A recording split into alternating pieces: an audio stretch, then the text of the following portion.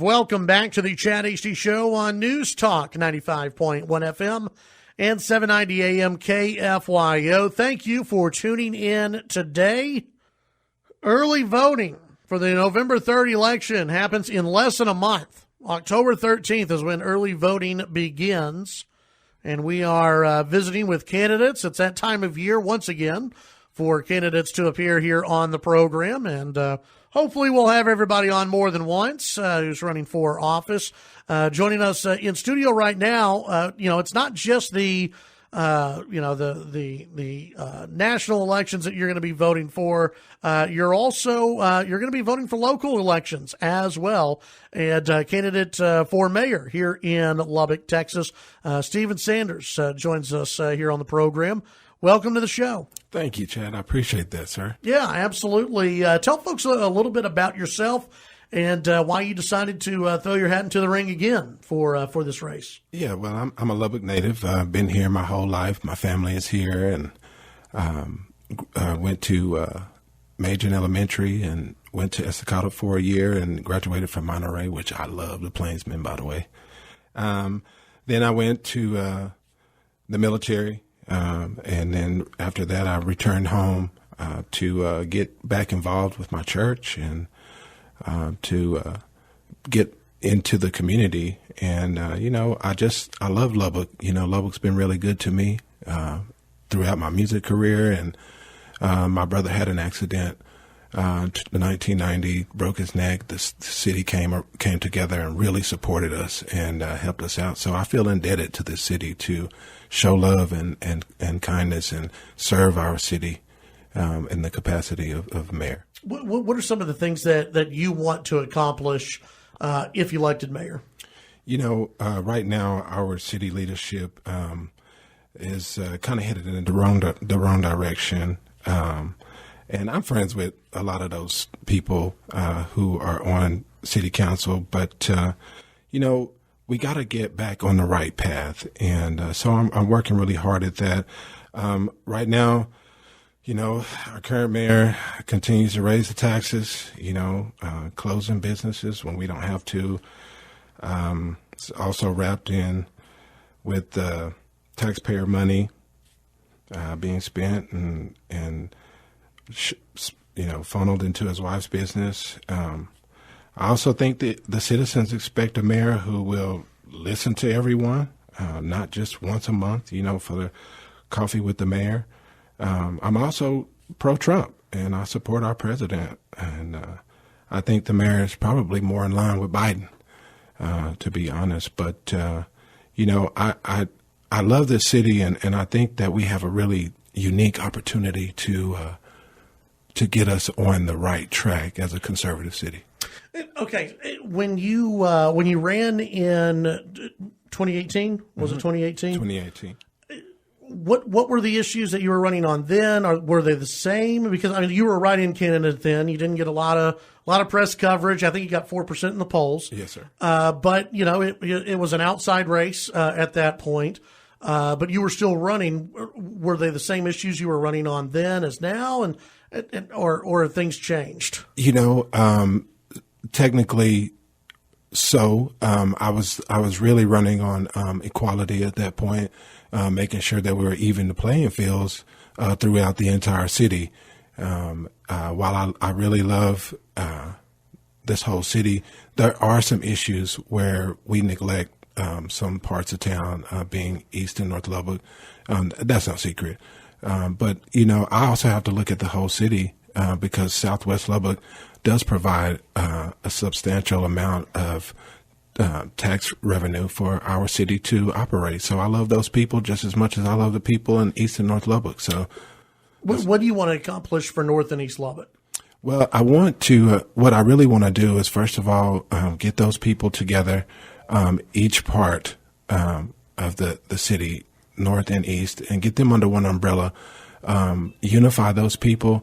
And then I think in order for us to do a facelift on those parts of town and get them ready for potential people to build and bring business, we have to be on one accord, and we got to get the places cleaned up, and then also teach them how to be able to get grants and things like that, because the city can't pay for every single thing that has to happen in those parts of town. Those people have to come together and do their part. But I believe between the grants and the allotted money for the city for those parts of town, if that money actually goes to East Lubbock and North Lubbock, if that money actually goes there, that'll be some great revenue coming into those parts of towns, and they can be able to flourish like the other parts of town as well. In 2018, you had mentioned raising the minimum wage as part of your campaign. Do you still think we need to raise the minimum wage in Lubbock?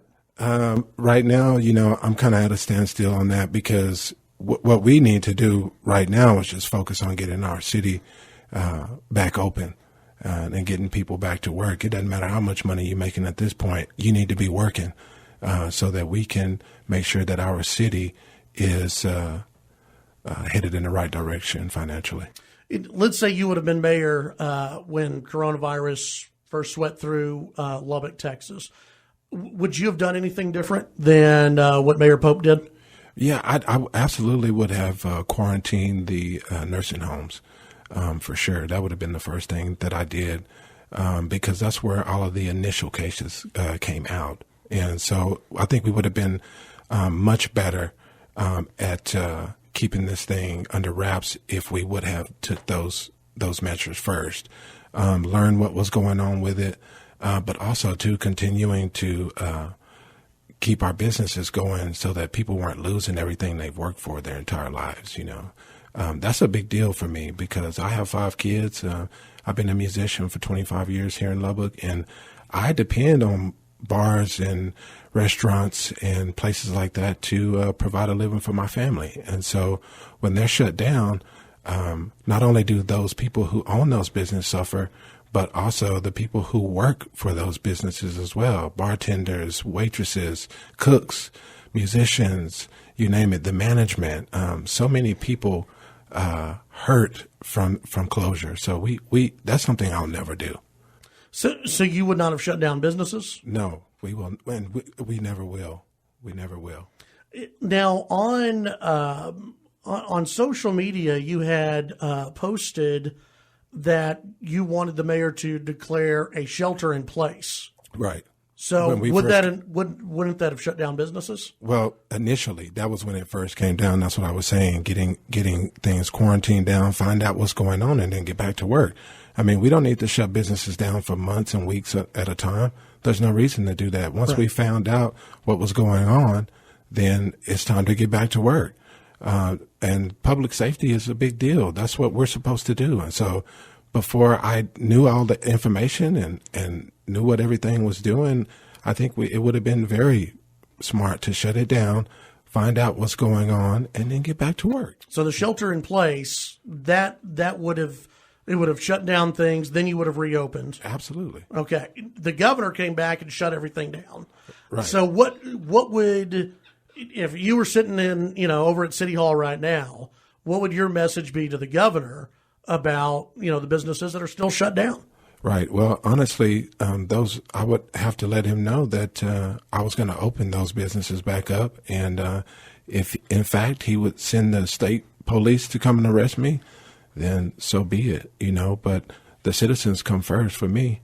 And I love these people, so I'm going to open up business and get them back to work because people have to provide. It's a real sensitive issue when people cannot provide for their families. If you got a bunch of money, then you may not have to worry about that. But lots of people, lots of citizens in this city work hard. And when they are taken out of work, then that puts them in a really bad position, Let's take the break. When we come back, we've got much more to get into with Stephen Sanders, Lubbock mayoral candidate here in Lubbock. Chad Hasty Show, KFYO. Back on the Chad Hasty Show, News Talk KFYO. We have Stephen Sanders, candidate for Lubbock mayor here in studio. Stephen, I know during your first campaign, where you were a write-in candidate, you talked a lot about homelessness in Lubbock. Is that something that is still part of your platform that you want to address? And if so, how do you address homelessness? Because, obviously with downtown redevelopment and just everywhere, homelessness is something that people are talking about. Right. We've actually really turned a blind eye to the issue quite a bit here in the city. What I really think we need to do is we're going to have to replan on that, how to gather those people together, give them some opportunities, help some of those people. You can't help every single person that's homeless because some of those people want to be out there. They just want to be out there. But there's some people that we can help, get them on the right track. And I think that at that point, once we've done what we were supposed to do as a city, we could put some ordinance in place to stop the panhandling and the things that are happening that makes lots of people uncomfortable, especially, in the Depot District when people are out just trying to have a good time. So, but is that a city role, or is that a church role, or nonprofit? How does that work? To where as mayor you could address that issue. I think it's a community role. We all have to come together and be nonpartisan in that effort, because it does affect everyone. I know I've heard several people say that they've been at a stoplight, or someone's come up to their car or tried to reach in their car, different things like that. And so we just want to address that. But as a Christian, it really is our jobs as just people to be a helping hand to those who are less fortunate. And so that's something that's definitely going to be a part of my platform, no matter what I'm doing, because I care about people. One of the maybe one of the biggest issues, or at least news cycle wise, within the last few days has been Planned Parenthood coming back to Lubbock. The mayor was on last week, had his say in kind of his initial feelings on the proposed ordinance. What are yours? If you were mayor, what do you think about the proposed ordinance that would ban not Planned Parenthood, but it would mainly ban abortion? Right. I'm unabashedly pro-life, and I support the ordinance that Senator Perry and Representative Burrows and Frullo have put forth. And I think that it's their job to go ahead and do what's right. We put those people out 13 years ago, and they left, and now they're trying to sneak back in. And that's something that I will never, never, ever be okay with. We don't have the right to take life.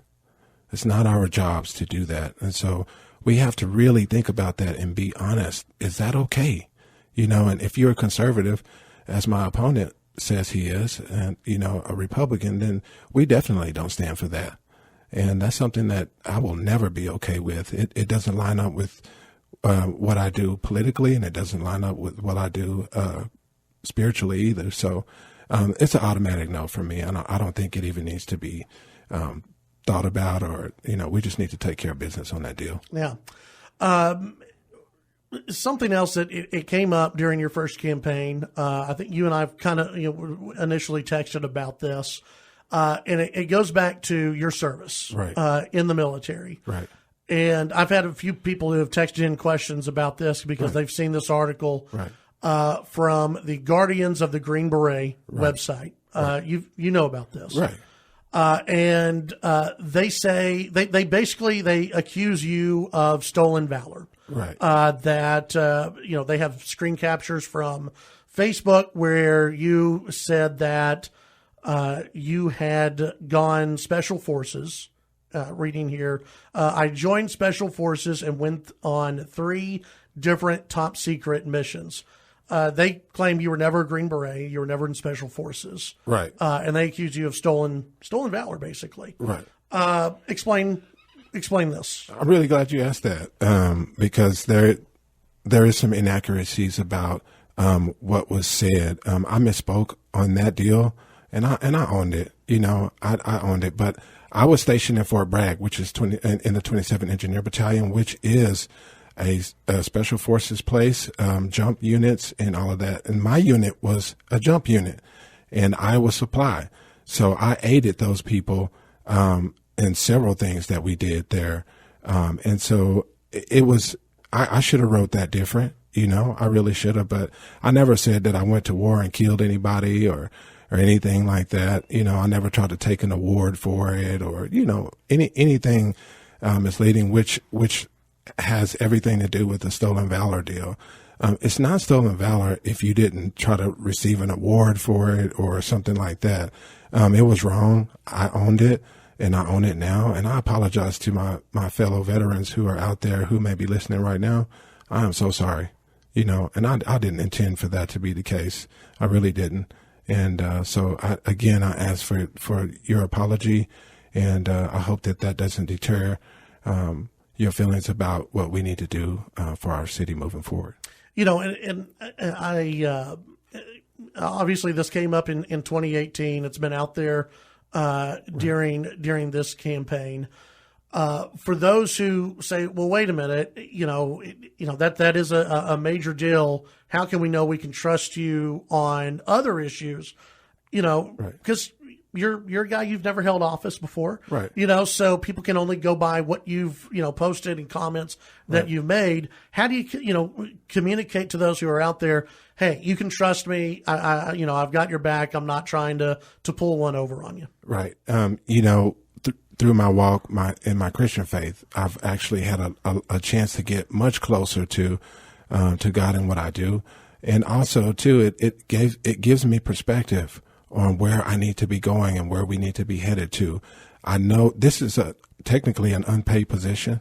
As mayor, you make $75 a month, so I have no ties to the city or anything like that. I'm not trying to line my pockets or anything. I have 5 kids and a family, so I could be doing $75 a month is not going to go very far. Right. So I don't have I'm not tied to it any type of way like that. I just care about these people, and I want to give back to my community, and I want to do that in whatever capacity that would allow me to be the most effective. And so because I've been in the city so long, I've had a chance to really learn the ins and outs of and the things that we face at the city level. No one's perfect, no one's perfect, and no one will be, but I will serve the city with integrity and with honor, and make sure that I put the things forth that the people need me to do, not me. I want to serve, not dictate. And that's what we need, less government. We need to be able to get back to work and do things that matter to us, and that's to take care of our families. So you're going to hang around for one more segment, right? Sure. Yeah, because we got a lot more to get into.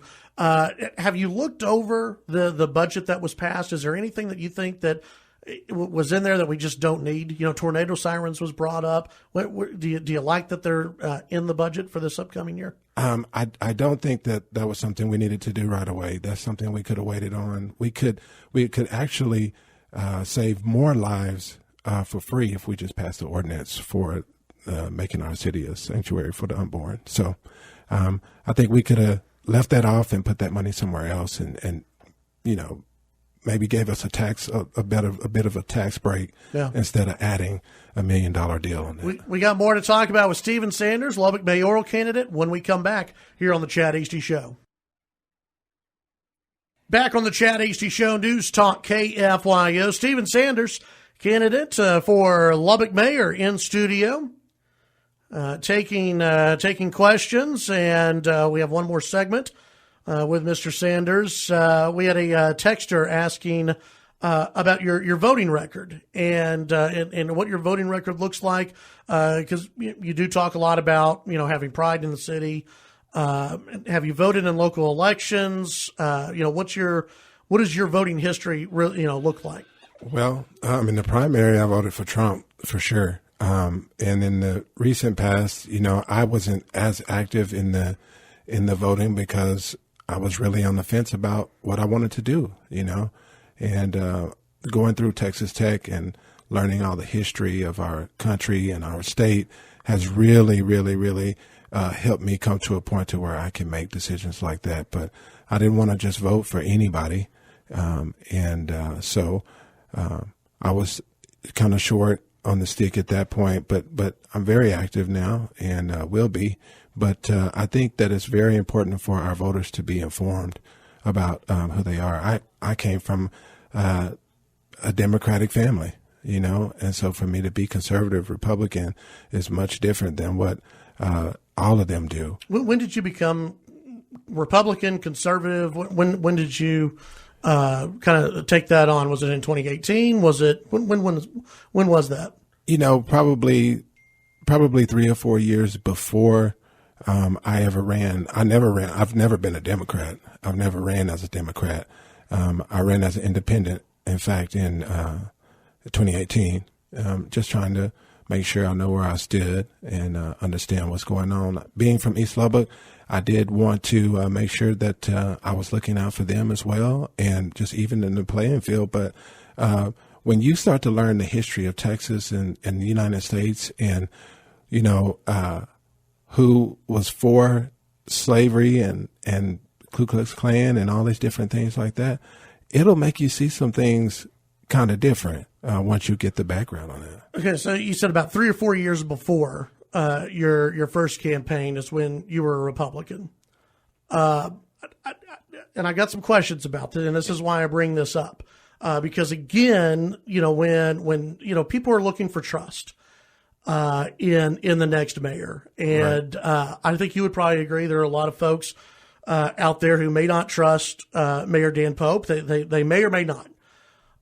You say 3 or 4 years before you ran the first time in 2018, you were a Republican. Not necessarily a Republican. I ran as an independent, and I was on the fence about that kind of stuff because I didn't have all the information that I needed to make a choice like that. Okay.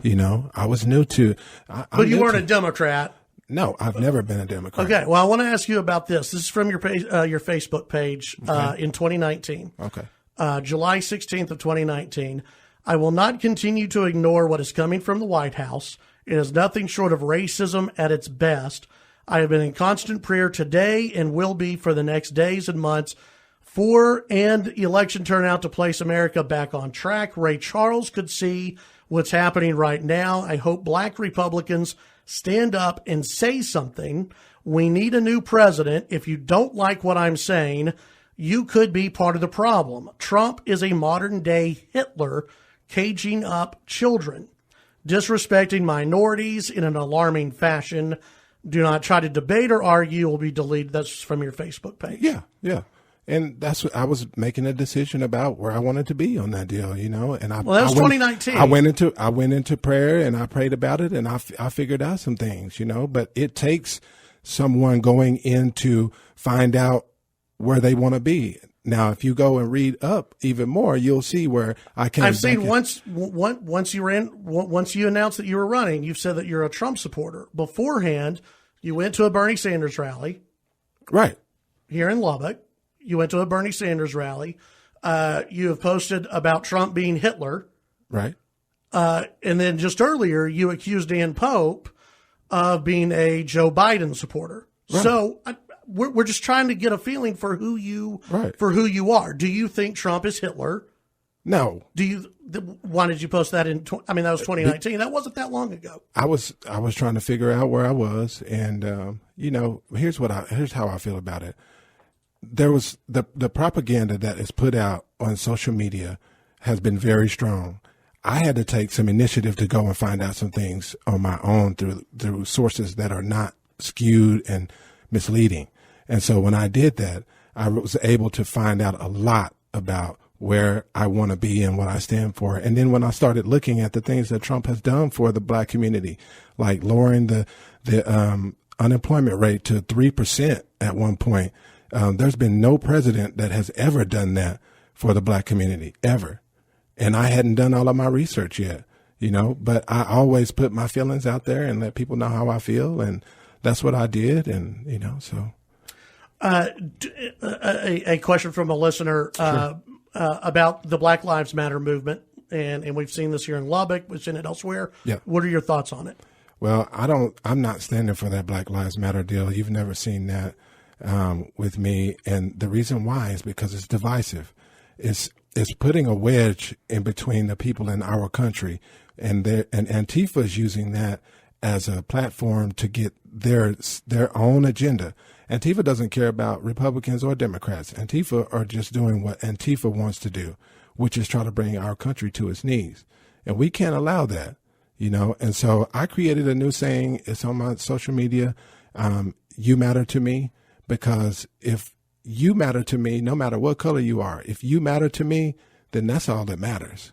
And we have to take color and race out of what's happening in our current climate, because if not, then we're going to continue with this battle of black versus white and all the racial tensions that are going on right now. Last year, you posted on Facebook about supporting Colin Kaepernick and him taking a knee. And you posted about, systemic racism in the United States. Right. Do you still feel that there's systemic racism in the U.S.? Is there in Lubbock? Well, there has always been systemic racism. America's not denying that. It's just the way you do it. If you go around tearing up stuff and destroying stuff, that's not okay. And that's not how we do anything. But it's anybody's right to protest. Now, you come tearing up my city and we're going to have a problem. You're not tearing up this city, and you're not going to bring that kind of spirit in here either. And so we just have to make sure that we're staying on track with where we're really headed, Do you think do you think we have a lot of systemic racism in Lubbock? I mean, you would be Lubbock's first black mayor. Right. Is that something that needs to be addressed on a local level? Well, absolutely. We'll have to look at that, but it's not as bad as it is in other places. Mm-hmm. And we have been blessed here in Lubbock to not have to really deal with a lot of that stuff that's happening in the nation. And so we just need to make sure that we're staying on track with that. We're a very blessed city. And I'm not with that Black Matter Life stuff. That stuff is just crazy. I also don't like the All Lives Matter stuff. I think you matter to me is what we should focus on. You as a person mattering to the next person. If we matter to each other, then we can do great things in our city. You got a website? Yes, I do. Tell folks how they can find out more about Stephen Sanders. Yes, you can go to Stephen Sanders for Mayor, Lubbock 2020, and you can pull my website up right there, and it kind of goes through the things that I want to do. You can go to my Facebook page, Stephen Sanders for Mayor, and check that out. It has all of those details as well.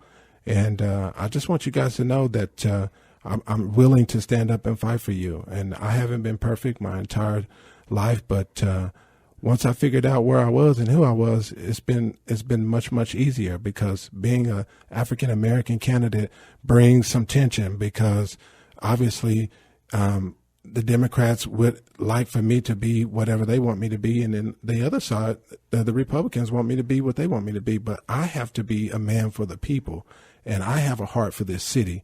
And at the end of the day, I want to do what's best for our city, not for everyone in the city, not just the small group of people, but looking out for everyone in general and making the best decisions based upon the majority of our people. Stephen Sanders, candidate for Lubbock Mayor. Let's get you in studio at least one more time before the election. It's coming up soon, man. Yeah. So we'll get you in at least one more time before the election, and hopefully have a debate as well. Yeah. All right.